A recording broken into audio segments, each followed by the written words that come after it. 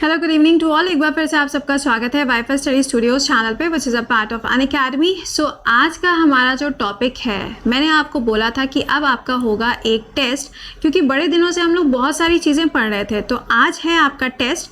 जितना भी आप लोगों ने पढ़ा हुआ है यूरोप के बारे में, जितना भी आपने पढ़ा हुआ है एशिया के बारे में, वहाँ से आपके लिए सवालों को बनाया गया है। तो देखेंगे यहाँ पे करीबन आपके पास में 25 या 30 क्वेश्चंस आपको मिलने वाले हैं, और अगर आपने इसको प्रॉपरली सॉल्व कर लिया, एक दो क्वेश्चन हो जाता है कि नहीं आते हैं, बट अगर आपने मैक्सिमम क्वेश्चंस को प्रॉपरली सॉल्व कर लिया तो आपकी लाइफ जो है झिंगा लाला हो। ठीक है, चलिए अच्छा, तो करेंगे यहाँ पे क्लास की शुरुआत। लेकिन उससे पहला काम क्या करना होता है, एक बार से क्लास के लिंक को अपने फ्रेंड्स के साथ में शेयर कर दीजिएगा, सो दैट बाकी लोग भी क्लास में ज्वाइन कर पाएँ। ठीक है, और हाँ, जितने लोगों ने 2 बजे का क्लास मिस कर दिया है केबीसी वाला, प्लीज़ उसे देख लीजिएगा, क्योंकि अगले हफ्ते से सुबह 5 बजे पूरे एक हफ्ते तक केबीसी के अंदर जितने भी जीके, जीएस और करंट अफेयर्स के सवाल पूछे गए हैं, उनकी आपके लिए एक सीरीज आने जा रही है, जो कि रहेगी अगले हफ्ते से सुबह 5 बजे। मैक्स टू मैक्स 15 मिनट्स का क्लास होगा, but you will get full knowledge, यानी कि आपको बहुत सारी चीज़ें वहाँ से सीखने को मिलेंगी। ठीक है, इसके अलावा आपके यहाँ पे 2 स्पेशल क्लासेस चल रहे हैं, दोनों क्लासेस को मिस मत करो। अगेन आई एम रिपीटिंग, आपका सारा समय यही कहने में निकला जा रहा है कि मैम इस एग्जाम के लिए पढ़ा दो, उस एग्जाम के लिए पढ़ा दो, उसमें क्या फंसेगा मैम, इसमें क्या फंसेगा, आप जो बताते हो वही फंसता है, तो मैम ये भी बता दो, वो भी बता दो। भाई हम ऑलरेडी बहुत सारी चीज़ें बता रहे हैं। आप क्लासेस में जब रेगुलर आओगे, आपको कहने की ज़रूरत नहीं पड़ेगी कि मैम अच्छा इसके लिए अलग से पढ़ा दो। अलग से जैसा कोई शब्द नहीं होता, मैं आपको कई बार ये चीज़ बता चुकी हूँ। ठीक है, तो प्लीज़ स्पेशल क्लासेस को मिस मत करिए। तो चलिए ज़रा चलते हैं मैपिंग के सेक्शन पे, लेकिन उससे पहले करंट अफेयर्स के क्लास का समय ध्यान रखिएगा। क्लास के टाइम पे थोड़ा सा ट्विस्ट हुआ है, क्लास का समय 15 मिनट पहले हो गया है। अब वो 7 बजे की जगह पे 6:45 AM पे रहता है, इसी पर्टिकुलर चैनल पे, वाईफाई स्टडी स्टूडियोज चैनल पे। ठीक है, चलो अच्छा, तो शुरुआत करते हैं यहाँ पे सवालों की। All set? कमेंट बॉक्स में थम अप कर देना, क्योंकि कमेंट तो हम देख ही रहे होते हैं ना, काम करते करते कमेंट देख रहे होते हैं। वेल, पहला क्वेश्चन आपके सामने आता हुआ, Myanmar does not share international border with which country? Myanmar जो है वो इनमें से कौन से वाले देश के साथ में अपनी सीमा को साझा नहीं करता है? नहीं पूछा गया, थोड़ा सा ध्यान दीजिएगा।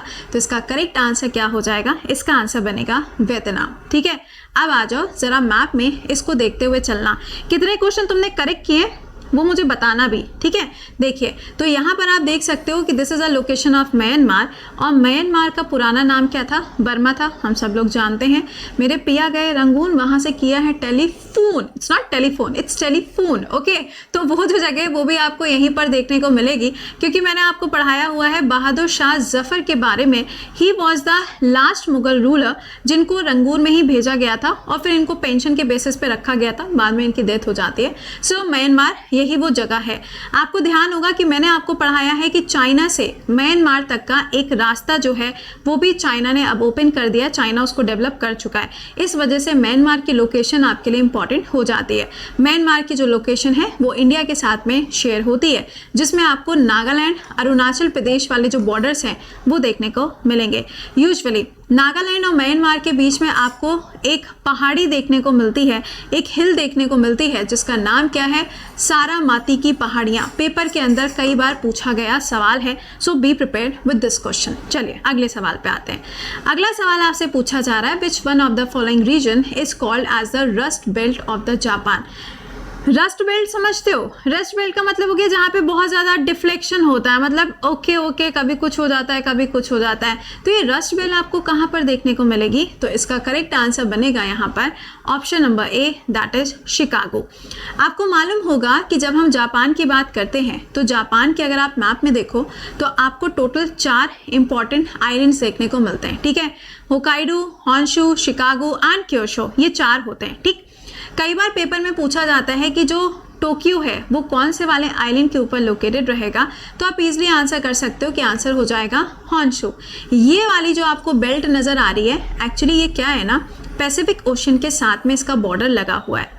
अभी 2 या 3 दिन पहले मैंने आपको पढ़ाया था कि जो पैसिफिक ओशन का ये एरिया आप देख रहे हो, कुछ इस जगह के आसपास में एक वॉल्केनो था जो इरप्ट हो गया था, और मैंने कहा था कि बहुत ज़्यादा खतरनाक वॉल्केनो था।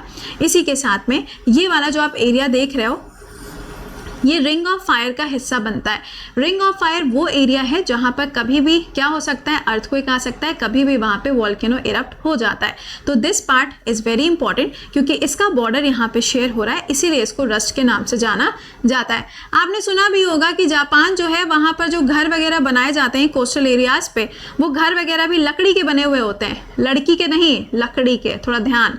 हाँ जी, अगला सवाल, मगाओ केव, इसे केव ऑफ थाउजेंड्स बुद्धास के नाम से भी जाना जाता है। ये पर्टिकुलरली कौन सी कंट्री के अंदर लोकेटेड है?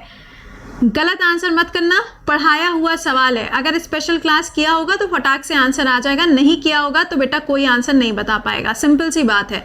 पहला पॉइंट देखो लिखा हुआ है ऑप्शन में कंबोडिया। कंबोडिया के अंदर आपको मिलता है अंकोर वाट का टेम्पल, वेरी इंपॉर्टेंट मंदिर। तो ये ध्यान रखना कि ये मंदिर आपको मिलेगा कहाँ पे, कंबोडिया के अंदर। ये जो केव्स हैं ये आपको देखने को मिलती हैं चाइना के अंदर। चाइना हो, श्रीलंका हो या म्यांमार हो, ये वो कंट्रीज़ हैं जहाँ पे बुद्धिज़्म रिलीजन को फॉलो किया जाता है।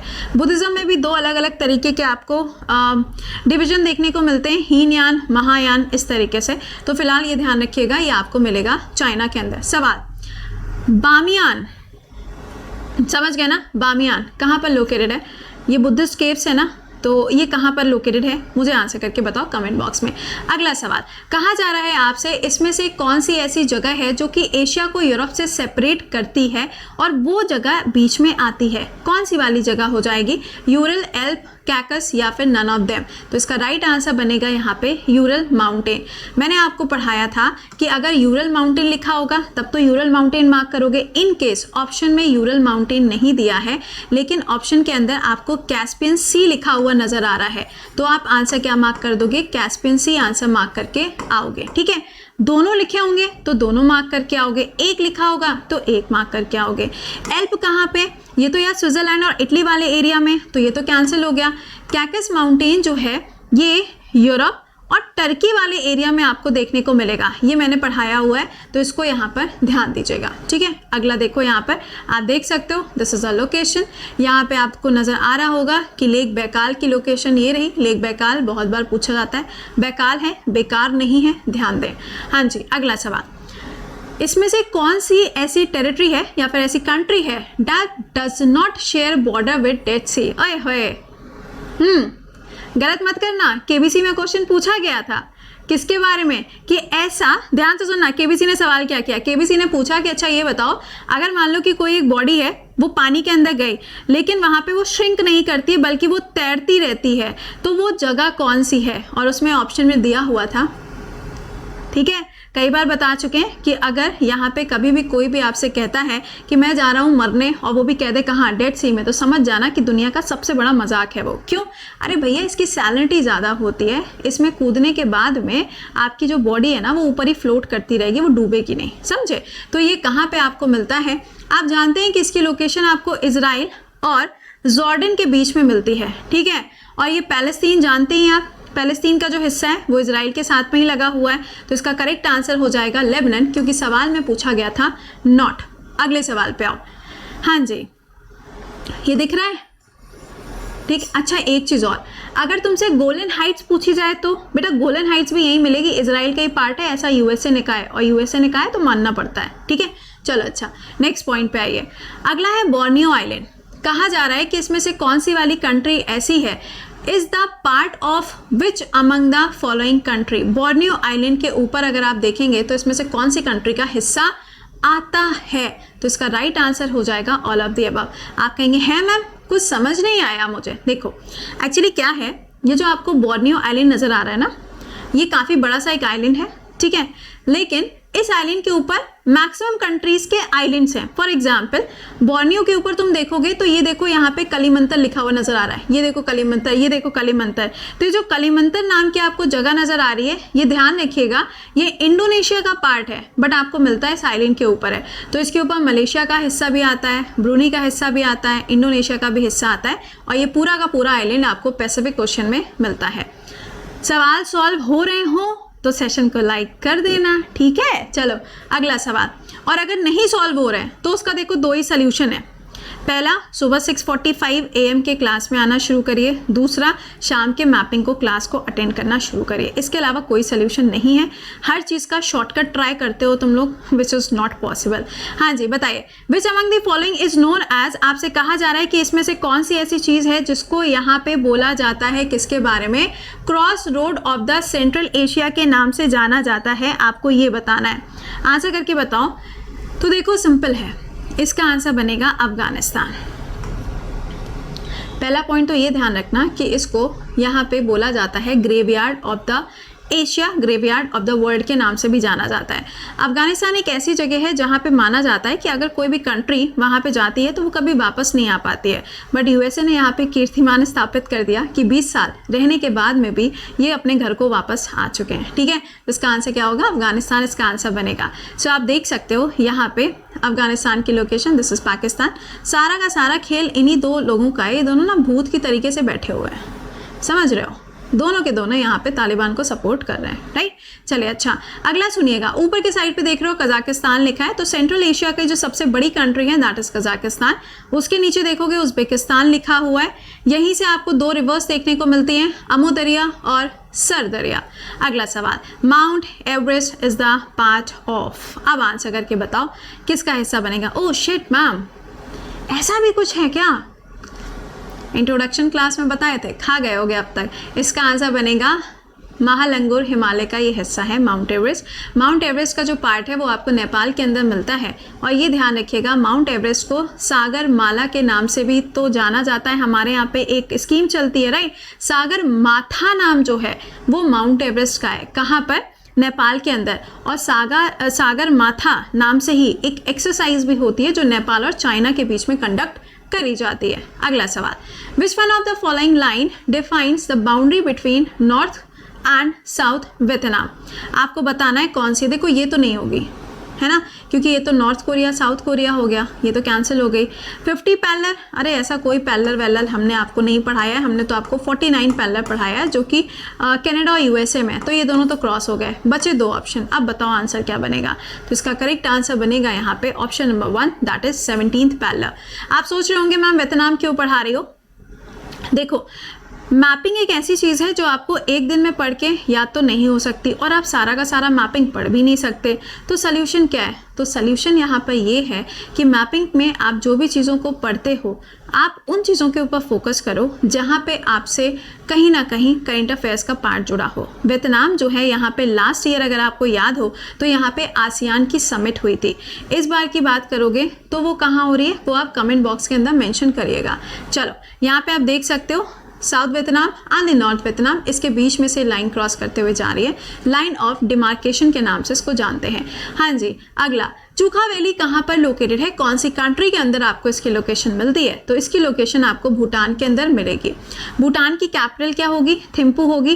क्यों इंपॉर्टेंट है? अरे भाई, अभी याद है, भीम ऐप लॉन्च किया था। भीम ऐप वो भी वाला लॉन्च किया था जिसमें QR कोड आपको मिलेगा। भीम ऐप तो वैसे भी पहले से सिंगापुर के अंदर लॉन्च है, यहाँ पे क्या है, QR कोड वाला लॉन्च किया है, इसलिए ये कंट्री तुम्हारे लिए इंपॉर्टेंट हो जाती है। मेकादीचू डैम वो भी आपको इसी कंट्री के अंदर मिलेगा जो कि इंडिया ने ही डेवलप किया था। अगला सवाल, इंटरनेशनल बॉर्डर आपको बताना है। 0 point refer to an area on the border of which of the following neighbours. सवाल में आपसे कहा जा रहा है कि इसमें से कौन सी ऐसी कंट्री का ग्रुप है जहाँ पे 0 पॉइंट जैसी एक जगह आपको देखने को मिलती है, या फिर उनके बीच में लाइन का कोई डिमार्केशन नहीं है, कोई डिवीजन आपको देखने को नहीं मिलता।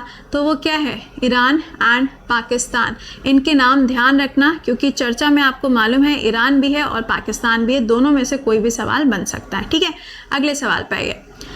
विच of the 2 countries connected by Karakoram Pass. इसमें से कौन से ऐसे 2 देश हैं जिनको काराकोरम का जो पास है वो कनेक्ट करता है? काराकोरम की बात करोगे तो ये काफ़ी ज़्यादा ऊंचाई पर आपको इंडिया में मिलेगा, जहाँ पे आपको सियाचिन ग्लेशियर की लोकेशन मिलती है। उसी के ऊपर आपको पता है कि चाइना की लोकेशन आती है, तो इसका आंसर क्या हो जाएगा? इंडिया एंड चाइना इसका आंसर बनेगा। अगला, गाइस सेशन को प्लीज़ शेयर भी करते जाया करो।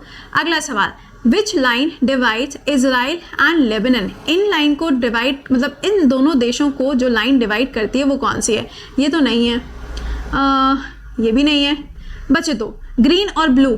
इसका आंसर क्या होगा? Blue line. अब कहोगे मैम ये कब पढ़ाई? आओ याद दिलाते हैं, ये मैंने आपको पढ़ाया था जब मैंने आपको इजराइल की पूरी कहानी सुनाई थी पैलेस्तीन के साथ में। दिक्कत यही है कि आप एक क्लास करते हो, 4 क्लास छोड़ देते हो, जिसकी वजह से दिक्कतें आ जाती हैं। बेटा एक ही क्लास में सारी चीज़ें बता पाना पॉसिबल नहीं होता है, ठीक है। चलिए अच्छा, तो यहाँ पर आप देख सकते हैं, आपको ये नज़र आ रही होगी दिस ब्लू कलर लाइन जो कि डिवाइड करती है इसराइल को लेबनान से। अगला सवाल, ओप्स दिख रहा है ना, आखिरी वाला ऑप्शन, हाँ दिख रहा है, हाँ जी। पूछा जा रहा है करीम माता स्ट्रेट जो है वो क्या करती है, वो यहाँ पे 2 जगह को आपस में जोड़ती है, 2 सी को आपस में कनेक्ट करती है, ठीक है। अब आपको बताना है कि वो 2 सी कौन से हैं, तो इसका राइट आंसर बनेगा South China Sea and the Java Sea. अब देखो यहाँ पे एक बारी से मैप के अंदर जब आप साउथ चाइना सी की बात करते हो तो South China Sea is very common कि ये वाला जो एरिया है ये क्या है, साउथ चाइना सी का एरिया है। यहाँ पे आप देखोगे तो आपको ये स्ट्रेट की लोकेशन नज़र आ रही है और नीचे के साइड पे यहाँ पे देखोगे तो ये आपको जावा सी मिलेगा एंड ये जावा आइलैंड है। इन दोनों को जोड़ने का काम इसके द्वारा किया जाता है। अच्छा, मैंने आपको बताया था कि म्यांमार और चाइना ने जो अपना एक नया रूट स्टार्ट किया है वो कौन सी वाली जगह पे ना आने के लिए स्टार्ट किया है, तो वो जगह कौन सी है, straight of Malacca. Straight of Malacca जो है वो मलेशिया एंड इंडोनेशिया के बीच में, सपोज करो तुमको मलेशिया ऑप्शन में नहीं सिंगापुर दिया ऑप्शन में, तो सिंगापुर और इंडोनेशिया के बीच में, ठीक है। चलिए अच्छा, अगले सवाल पे चलो, बताओ। कहा जा रहा है कि ये बताइए इसमें से कौन सी वाली कौन सा वाला ऐसा सी है जो इक्वेटर के साउथ में मिलता है। अब मैपिंग जितनी शिद्दत से पढ़ोगे उतना ज़्यादा सीख के जाओगे। आंसर क्या हो जाएगा, कोरल सी इसका राइट आंसर बनेगा।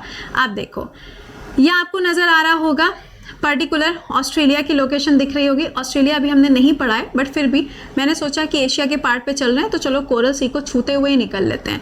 तो ये आपको कोरल सी दिख रहा है। इस पर्टिकुलर जगह पे अगर आप देखोगे तो यहाँ पे आपको ग्रेट बैरियर रीफ की लोकेशन मिलती है, मूंगा चट्टान। और ये जो मूंगा चट्टान है या फिर जो ग्रेट बैरियर रीफ है ये पूरी दुनिया की सबसे बड़ी मूंगा चट्टान है, पेपर के अंदर कई बार पूछा गया है, ठीक है।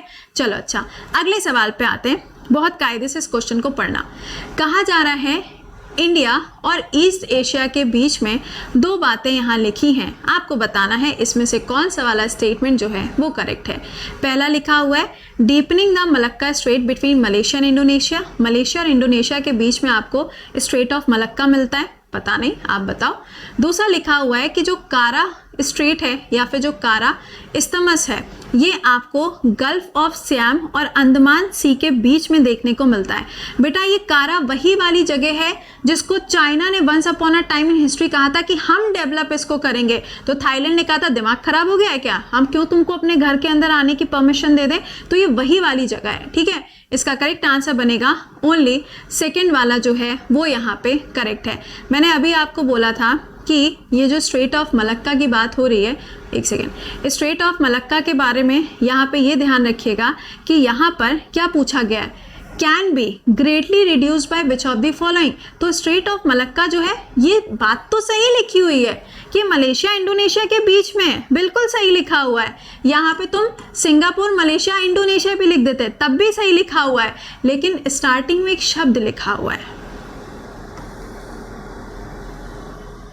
समझ रहे हो। डीपनिंग का मतलब क्या है, डीपनिंग का मतलब ये हो गया कि ये जो स्ट्रेट है अगर आप इस स्ट्रेट से होते हुए जाएंगे और अगर आप इसकी गहराई से होते हुए जाएंगे तो भैया जो रास्ता है वो थोड़ा कम हो जाता है। ऐसा कुछ नहीं है, इसमें आपको ज़्यादा डेप्थ ही देखने को नहीं मिलती। अगर ये शब्द यहाँ नहीं लिखा होता तो ये स्टेटमेंट करेक्ट होता। ये सारा खेल शब्द का हो गया, डीपनिंग जैसा कुछ भी नहीं है। ये स्ट्रेट ऑफ मलक्का सीधे सीधे जोड़ता है अंडमान सी को किसके साथ में, जावा सी के साथ में, ठीक है। तो ये कोई डीपनिंग नहीं है, कोई डेप्थ नहीं है, ओके। अगला सवाल बताओ, टर्की कहाँ पे लोकेटेड है या किसके बीच में लोकेटेड है, ढूंढो जरा। कैस्पियन सी तो है ही नहीं, कैस्पियन सी तो कहाँ है, इसको एलिमिनेट मारो। गल्फ ऑफ सुएज हो ही नहीं सकता, इजिप्ट का और टर्की का कोई लेना देना ही नहीं है। डेड सी से कोई मतलब ही नहीं है, डेड सी अभी हमने देखा है इजराइल और जॉर्डन में। आंसर नहीं आता है, कोई बात नहीं है, एलिमिनेट करो। आंसर क्या हो जाएगा, option number B is the right answer, black sea and Mediterranean sea is the answer. ये देखो ब्लैक सी, ये रहा मेडिटेरेनियन सी, टर्की हो गया, ठीक है। टर्की, ये ध्यान रखिएगा, इसे यहाँ पर 2 पार्ट्स में मिलेगा। ये देख रहे हो, ये इस्तांबुल है। सुनो, वो जो हयात है, हयात याद आई, यहीं की है, इस्तांबुल की। तो ये ध्यान रखिएगा, टर्की का ये वाला हिस्सा जो this is a part of Asia, वो वाला जो हिस्सा आप देख रहे हो that is a part of Europe, okay. Next पे आ जाओ। अगला क्या है, which one of the following in south east Asia. आपको इसको क्या करना है, अरेंज करना है साउथ टू नॉर्थ। टिक टिक 1, टिक टिक 2, टिक टिक 3। यार अब यही करना पड़ेगा क्योंकि ये सवाल थोड़ा दिमाग लगाने वाला है। चलो आओ सॉल्व करते हैं। साउथ टू नॉर्थ जाना है, ठीक है। अच्छा, जकार्ता तुमको पता है इंडोनेशिया में, तो ये गया सबसे आखिरी में। जकार्ता तुमको पता है इंडोनेशिया में, ये गया सबसे आखिरी में, ठीक है, पक्का ना। चलो अच्छा, क्या कहा था, साउथ टू नॉर्थ लगाना था, तो ऑब्वियस सी बात है कि जकार्ता जो है जब वो सबसे आखिरी में है तो साउथ में सबसे पहले कौन आया, जकार्ता आया 1 पे, तो जकार्ता 1 पे हो गया। ऑप्शंस के साथ में खेलना चालू करो, ये गया, बचे थे तुम्हारे पास में 2 ऑप्शंस, ठीक है। अब यहाँ पे जकार्ता के ऊपर कौन सी जगह थी, अभी तुमको मैप में दिखाया था, इंडोनेशिया के ऊपर सिंगापुर था, तो ऑब्वियस सी बात है कि इसके ऊपर क्या आ जाएगा, सिंगापुर आ जाएगा। आंसर सेट है, ठीक है। नहीं आता है, एलिमिनेशन वाला गेम खेलो, आंसर आ जाएगा। अगला सवाल, इसमें से कौन सा लैंडलॉक कंट्री नहीं है यूरोप का, हंगरी, कोसोवो, क्रेस्ट रिपब्लिक, स्पेन। लैंडलॉक नहीं है पूछा गया, स्पेन जो है वो लैंडलॉक नहीं है, इसका बॉर्डर जो है वो मेडिटेरेनियन सी के साथ में लगता है। अगला सवाल, इसमें से कौन सी ऐसी रेंज है जो कि यूरोप के अंदर प्रेजेंट नहीं है। ये देखो, ये इटली वाले पार्ट पे मिलेगा, ये स्पेन वाले पार्ट पे है, सेरा नेवेडा। ओहो, एल्प जो है वो भी आपको यूरोप के अंदर मिलेगा, इसका करेक्ट आंसर होगा सेरा नेवेडा, ये आपको मिलेगा यूएसए या फिर अमेरिका वाले पार्ट में मिलेगा। अगला सवाल, इसमें से कौन सी ऐसी कंट्री है जिसका बॉर्डर ब्लैक सी के साथ में शेयर नहीं होता है, सवाल में नहीं पूछा गया है। Georgia, Bulgaria, Belarus and Turkey. तुम्हें पता है, तुम लोग के साथ में हम भी क्वेश्चंस को सॉल्व कर रहे हैं, हम भी सोच रहे हैं कि हमारा भी कुछ रिविजन हो जाए, कुछ नैया वैया थोड़ी पार हो जाए। दुआएं तुम लोग तो वैसे भी आजकल थोड़ी कम करते हो, तो सोच रहे हैं कि थोड़ी सी दुआएं हुए हैं तुम लोग कर लो, बाकी मेहनत हम कर लेते हैं। फिर मिलेंगे कहाँ, अरे वही अपनी जगह, और कहाँ पे मिलेंगे। हाँ जी, इसका आंसर क्या हो जाएगा, बेलारूस जो है उसका बॉर्डर इसके साथ में शेयर नहीं होता है, जॉर्जिया, बुल्गारिया और टर्की का तो होता ही होता है, ठीक है। चलो यहाँ पे आप देख सकते हो, this is the location of Black Sea, ठीक है। अगला सवाल, कहा जा रहा है इसमें से कौन सी ऐसी स्ट्रेट है जो मेडिटेरेनियन सी को अटलांटिक ओशन के साथ में जोड़ती है। हलवा सवाल, देखो अच्छा सिंपल, स्ट्रेट ऑफ डोवर नहीं है क्योंकि ये यूके और फ्रांस वाला एरिया जो है वहाँ मिलेगा, ये भी नहीं है, ये ब्लैक सी वाले एरिया में मिलेगा। स्ट्रेट ऑफ हॉर्मुज नहीं है, ये पर्शियन गल्फ में होगा। इसका आंसर क्या है, straight of Gibraltar is the right answer, ठीक है। चलो अच्छा, ये हो गया स्ट्रेट ऑफ जिब्राल्टर, अभी तुमको परसों ही मोरक्को के बारे में बताया था। अगला, which one is the following is the longest estuary. Longest estuary भाई ओब है, कहाँ है, रशिया के अंदर आपको इसकी लोकेशन देखने को मिलती है, ठीक है। This is the location of ओब रिवर, ऊपर की साइड पे कारा है, यहाँ पे आप देखोगे तो आपको ओब रिवर की लोकेशन नजर आ रही है, रशिया के अंदर ये लोकेटेड है। अगला, द लैंड ऑफ केक्स कौन सी जगह है। खाने पीने की बात मैम, बस ऐसे ऐसे सवाल बनाया करो मैम। इसका आंसर हो जाएगा, स्कॉटलैंड को बोला जाता है द लैंड ऑफ केक्स, ठीक है। आप कल से जाके ये बोलना घर पे। अगला सवाल, इसमें से कौन सी ऐसी कंट्री है जिसकी कोस्ट लाइन मेडिटेरेनियन सी के साथ में नहीं लगती।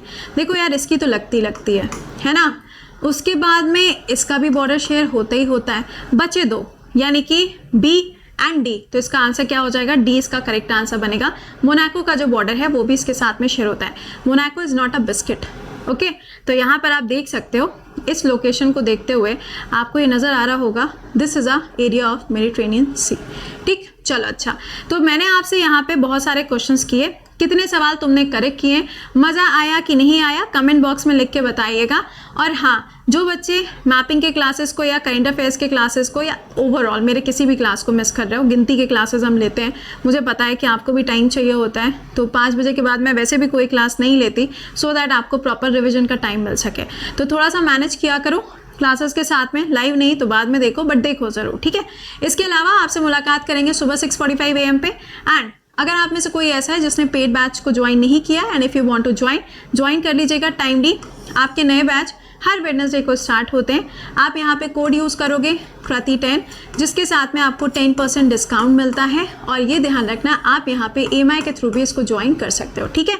चलो अच्छा, तो मिलते हैं, टिल देन खुश रहिए, मुस्कुराते रहिए। उम्मीद करेंगे कि सेशन आपको पसंद आया होगा, तो एक बार इसे लाइक मारिएगा। Till then bye bye and take care guys.